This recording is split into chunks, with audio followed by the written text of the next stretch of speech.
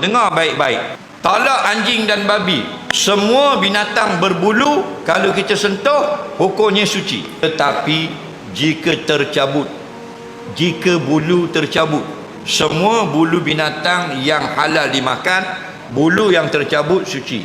Ayam halal dimakan, bulu tercabut suci. Kambing halal dimakan, bulu kambing tercabut suci. Unta halal dimakan, bulu unta tercabut suci. Kucing halal tak makan, haram, bulu tercabut najis. Beruk haram makan, bulu tercabut najis. Okey, jadi soalan ni bulu kucing. Bulu kucing sama dengan binatang lain yang ghairu ma'kulin, yang tidak boleh dimakan. Bila lekat di badan suci, bila tercabut najis. Okey. Kata ulama-ulama, jika ada sedikit lekat pada badannya ketika solat, lekat pada dahinya ketika solat, lekat pada kopiahnya ketika solat, ada pada telekongnya, dimaafkan. Bila? Jika sedikit. Apa makna maaf?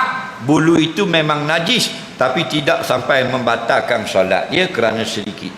Banyak mana sedikit itu? Pendapat yang muktamad 2 helai.